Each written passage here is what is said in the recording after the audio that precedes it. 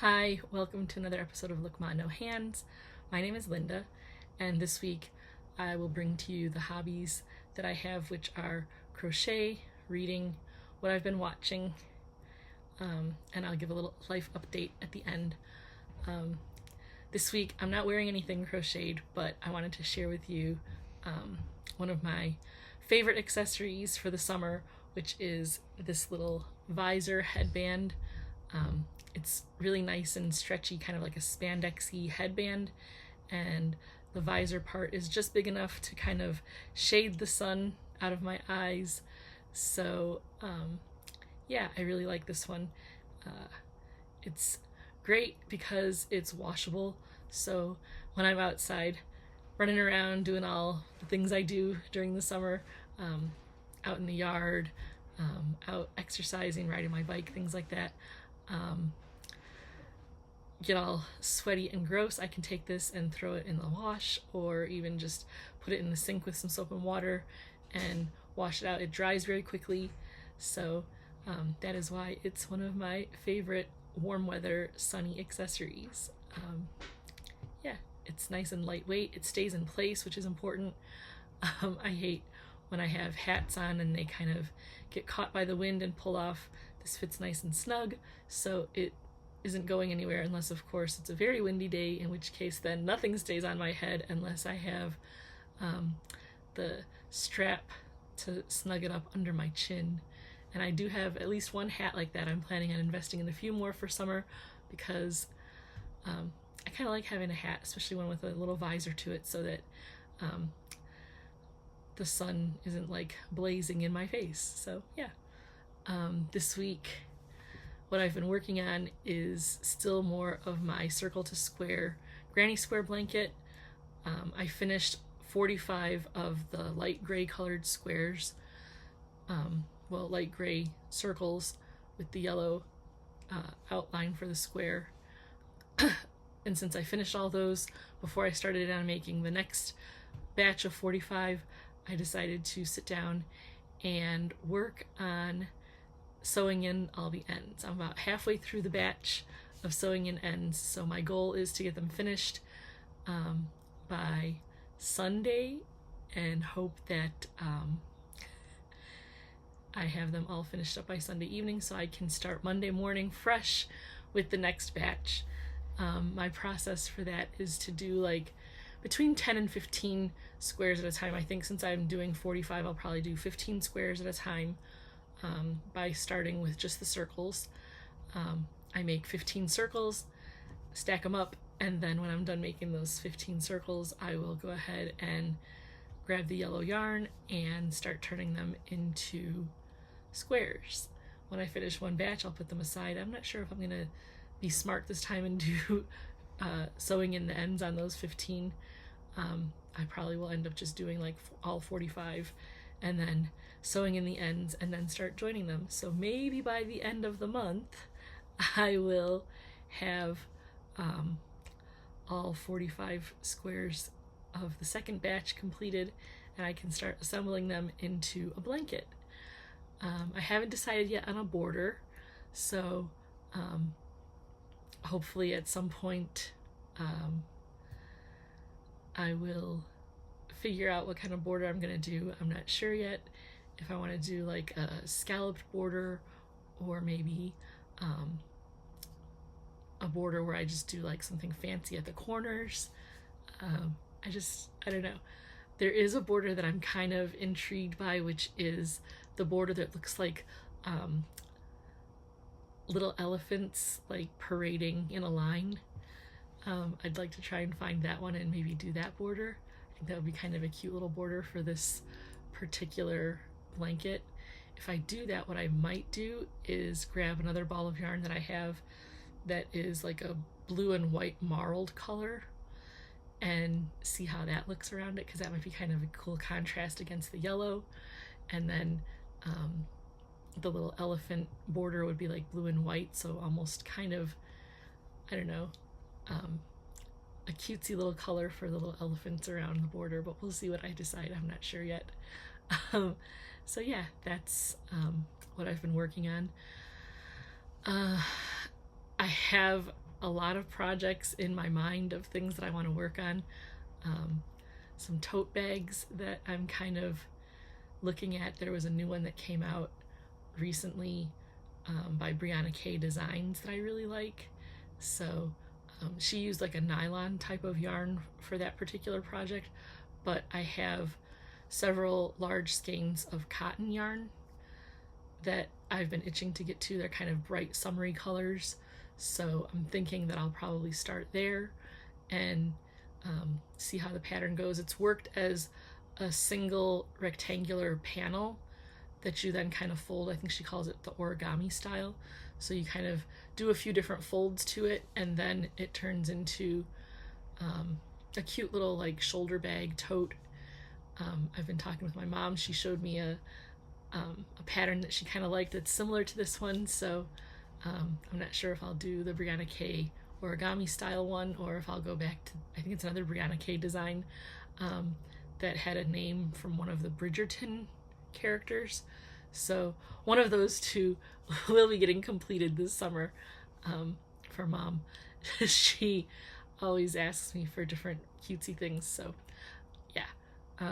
The one thing that I don't have to add to the bag is the leather fastener that Brianna used to give like a little closure for the bag. So probably what I'll do, I have a bunch of cute buttons that I can put the button on there and then make like a little loop that can be used to fasten over the button. So I'll have a slight modification to the pattern when it comes to how to secure the bag closed.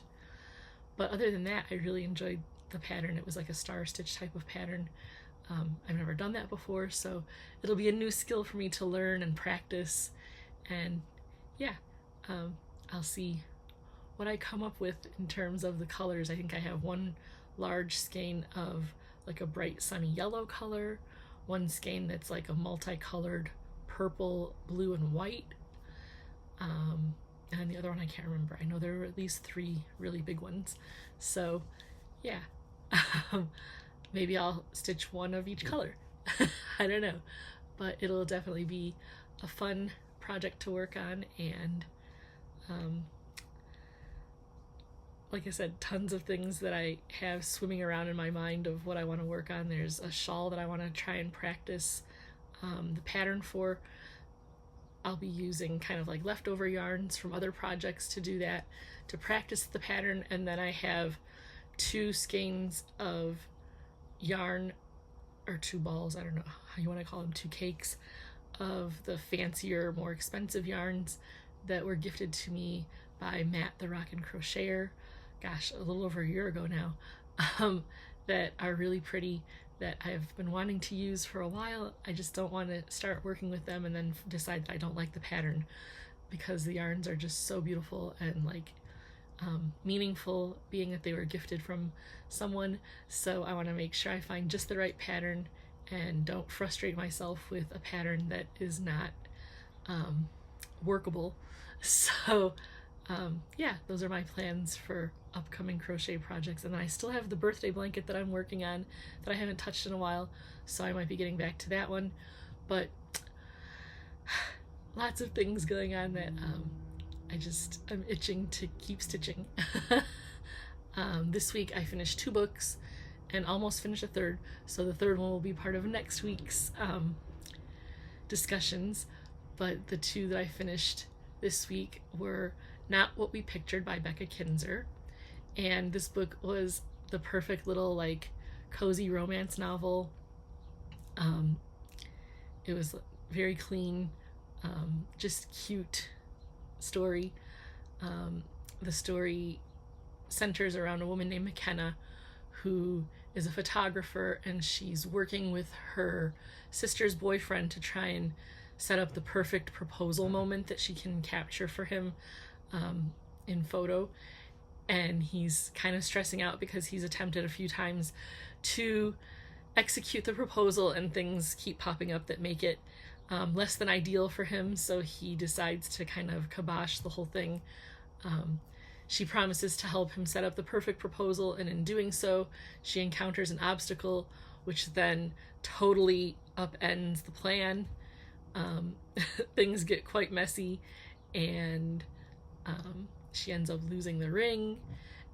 And it's just very stressful for her, so she has to go on a hunt to try and reclaim the ring from someone that she encountered, that she ended up slipping the ring into his pocket, and that's how she loses it. She goes to try and retrieve it, and a lot of hilarity ensues with all of her encounter with Nate.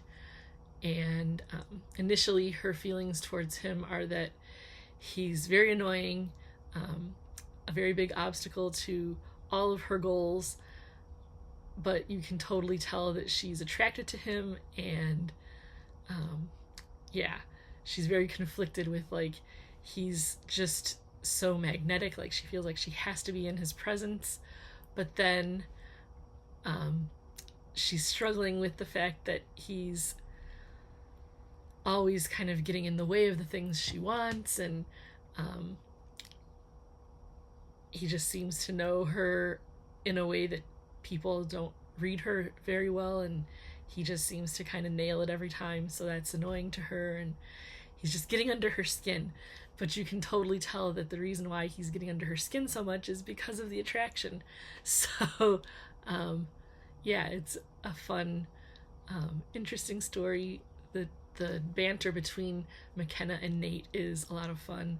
The relationship that McKenna has with her sister's boyfriend is very contentious. Like, he's just stressed about everything, and she's just like, you're perfect for my sister, like, can you guys just, like, make it happen already? And her little sister, like, there's all kinds of stuff between her and the sister, and it's just a really great story. I really liked it.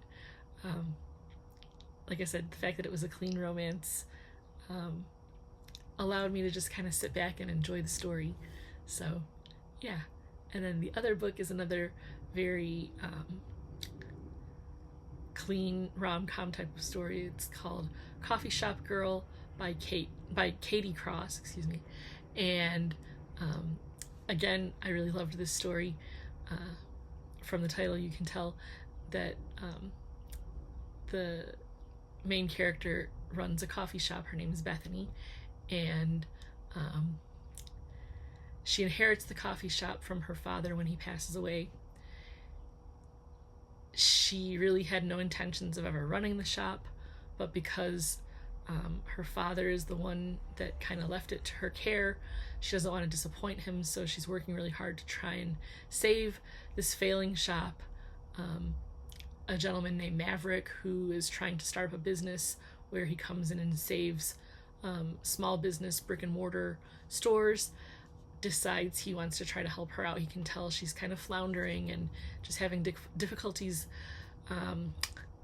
working through her business and trying to keep things afloat. He can tell that she's very much just, like, not doing great with it, and so he decides to help her out, and in doing so,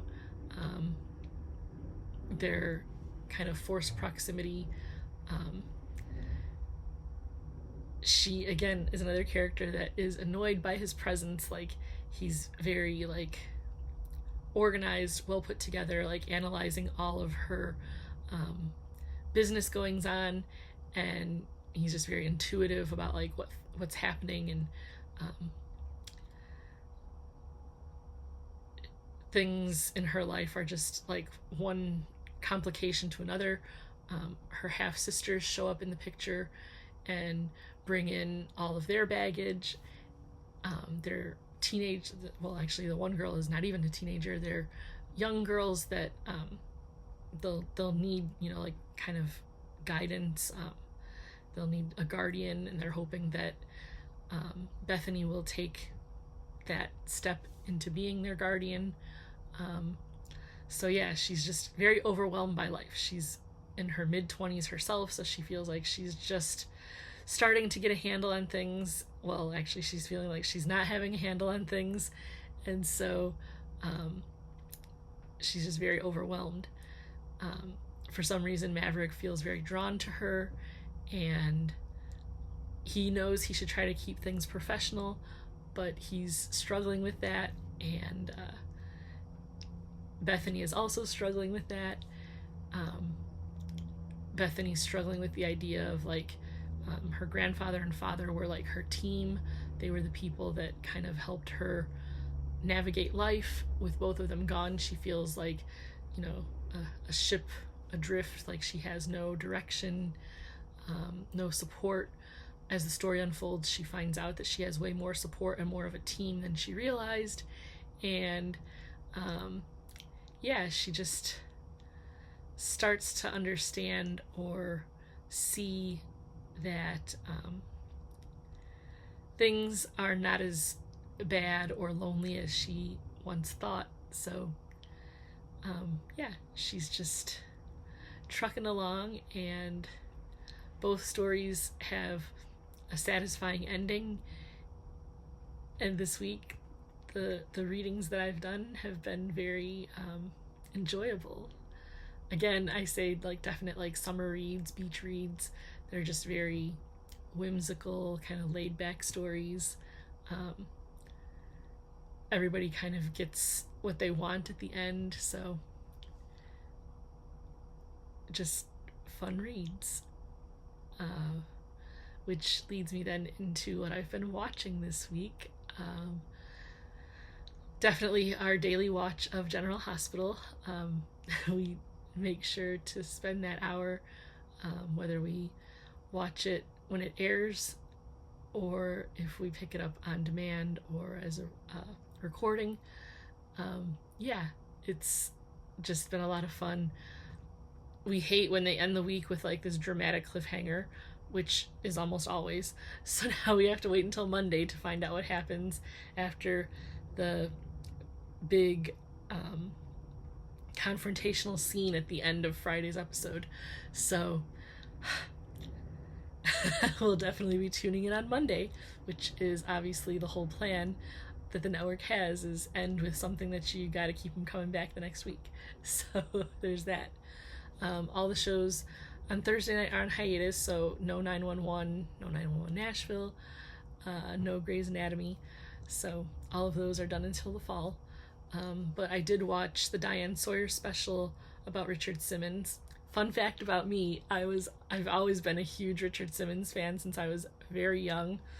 I think little girl me just loved his energy. He was always so positive and friendly and exuberant, and just the kind of person that, like, when I was little, I could just tell like I wanted to be around somebody like that. And as I've gotten older, I don't want to be around, well, I do want to be around people like that, but not only do I want to be around people like that, but I want to be a person like that. I want to be someone that encourages others. And I think having been exposed to people like Richard Simmons and Mr. Rogers and all the characters on Sesame Street and all that kind of stuff just is very much who I have become. Like those influences have shaped who I am as a person.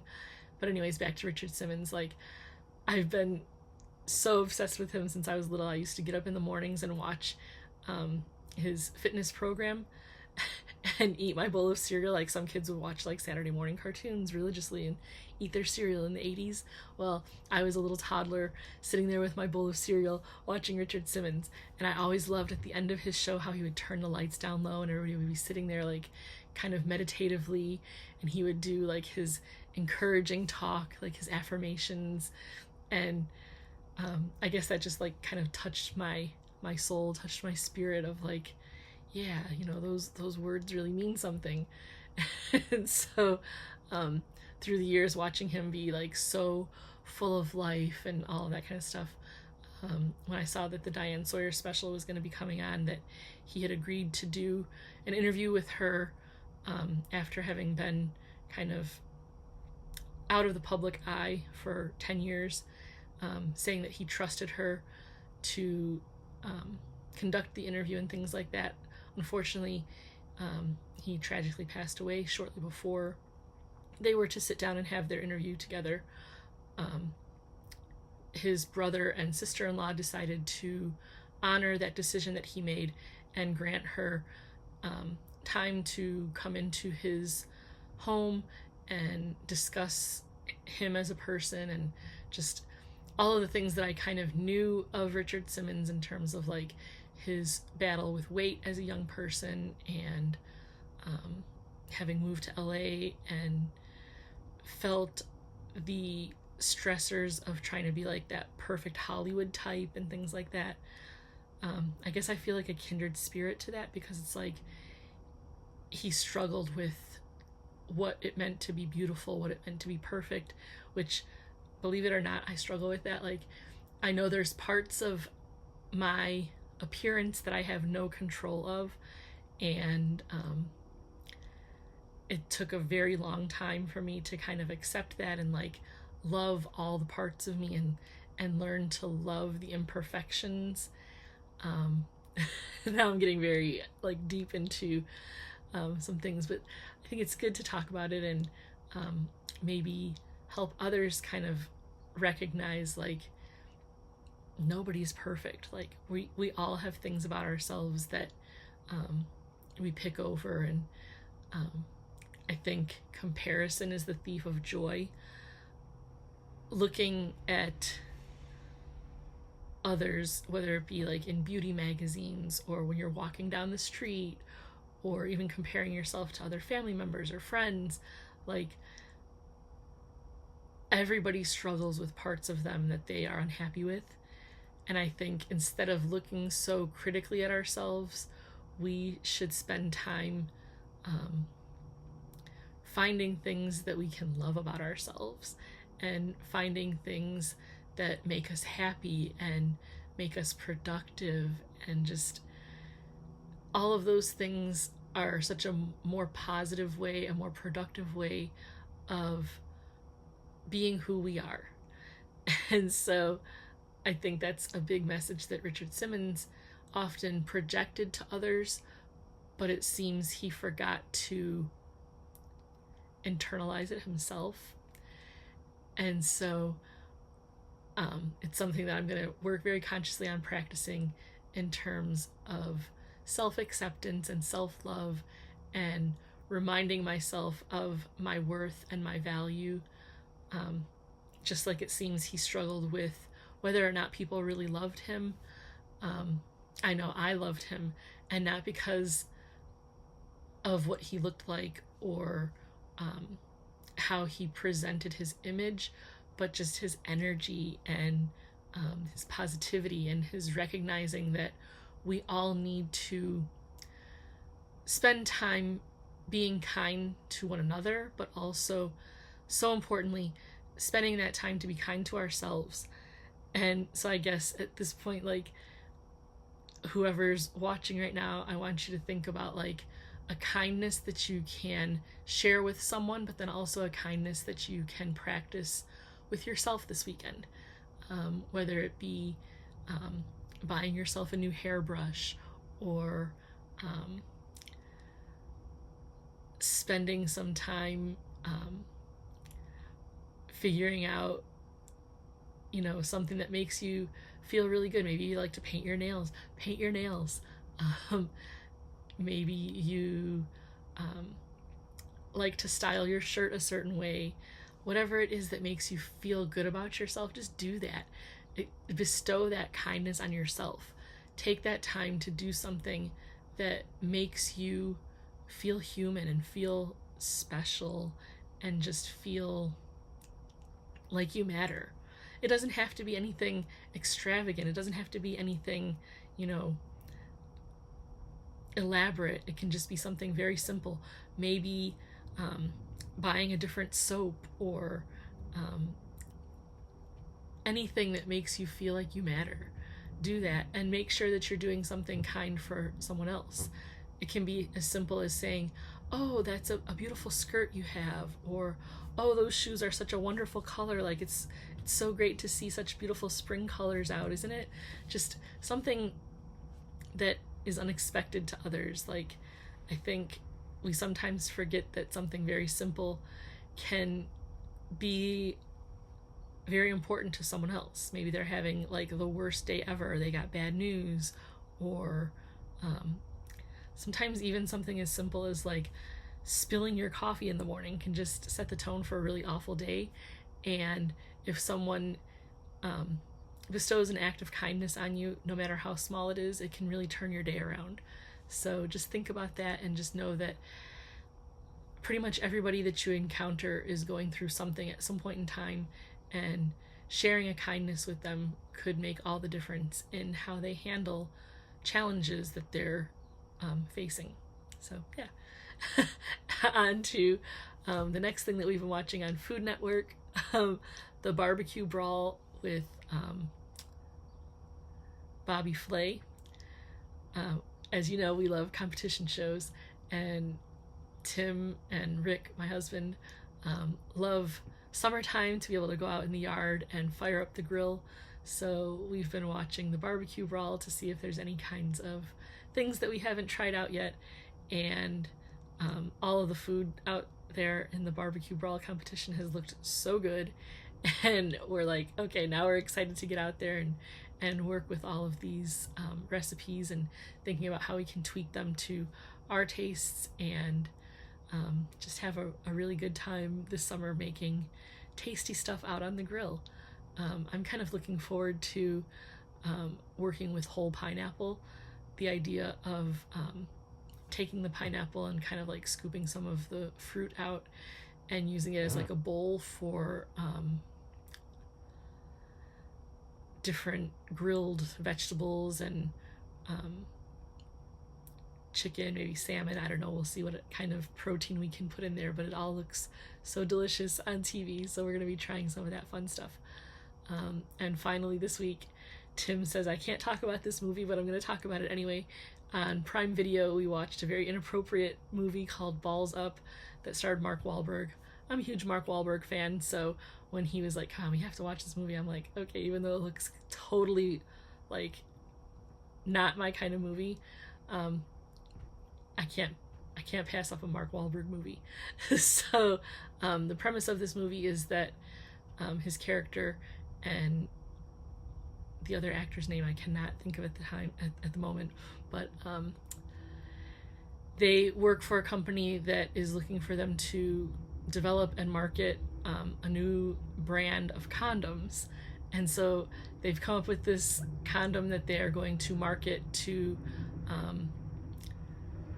the Brazilian soccer league to use during like some big soccer competition, and things go awry and they end up losing the contract, and they get fired and all like this crazy stuff happens, but they get invited to the soccer championship, and they're like, oh, it must have been an oversight by the company, like they must have purchased all of this for us and then forgot about it.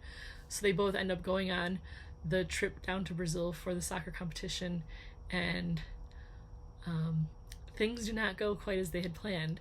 They get a little crazy, they get drunk, they end up interfering with the game and really upsetting the entire country of Brazil, actually.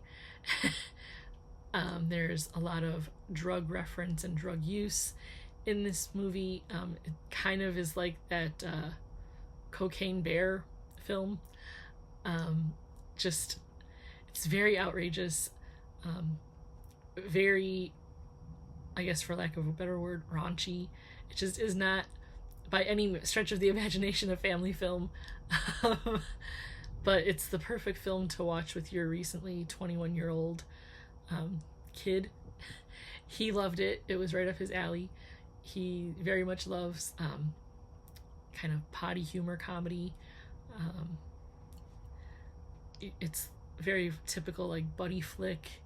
It was a far stretch from the rom-coms that I usually watch. I indulged him because throughout the week he indulged me a couple of times, which leads me to another film that we watched this week, which was Hitch, starring Will Smith and Kevin James. One of my favorite movies. Again, it's another buddy flick, but rom-com. just a lot of fun in terms of Will Smith's character being like a matchmaker and trying to help Kevin James get the girl, so to speak. Kevin James is so not the typical like leading man type of person, which adds to the hilarity of the film. All of the things that Will Smith is telling him he's trying and it's just not working, and then he starts to just do his own thing, which is exactly what the lead female character is looking for, is just like a quirky, kind of dorky, fun, laid back guy that is just easy to be yourself around. The fact that he's such a dork and always messing things up and just like, you know, whatever, I am who I am, like it or leave it. I know I'm a goof, like, that's okay with me. And it's like perfectly what she's looking for. So even though Hitch is trying to encourage him to ditch all of that goofiness, he can't resist like the urge to just be wild and crazy and do his own thing, and that is what works for his girl. So Hitch eventually figures out that like maybe just being yourself is what you need to do. So that one definitely a more appropriate like chill out, hang out, grab a pizza and just enjoy the movie together. Definitely a far cry from Balls Up. So yeah, that was what we watched this week. In life this week, not a lot of stuff going on. Definitely a very laid back week. I spent some time this week getting myself situated with a new primary care doctor, which is something that I dreaded because I've had the same primary care for close to 20 years. So changing doctors was a little bit difficult, but the doctor that I had has decided to transition into a concierge model of medicine, which is not something that I was willing to transition into myself. So that required me to find a new primary care. So far, the doctor that I chose seems to kind of mesh with my personality. So for now, I think I found my new home, but we'll see how that goes. And then also working with my husband because he has some issues going on with a little bit of a contusion on his forehead that just kind of popped up out of nowhere. So I have been strongly encouraging him, and by strongly encouraging him I mean forcing him to have a doctor take a look at it and figure out what exactly is going on. I hate seeing him uncomfortable and just not feeling like himself. So I pretty much insisted like we need to get this checked out so that you can feel better and not be, you know, suffering in silence. It's just not fun when the person that you love the most is feeling down and out for the count. So at my insistence, he's getting it taken care of. So yeah. And the nurses said, yeah, listen to your wife. So he's like, oh great, somebody else to tell her that she's in charge. It's always kind of been a running joke in our house about how I'm a little bit bossy. So but it's all just, you know, my way of looking after him and making sure he's feeling his best. So I guess there's worse reasons to be bossy, isn't there? But yeah, that's what's been going on this week, and Mom and Dad will be coming back from their trip to go visit family with the graduation and everything that was going on, so I'm looking forward to hearing all of their stories of their week out of town. And yeah, that's this week in a nutshell, and I hope to see you all back next week.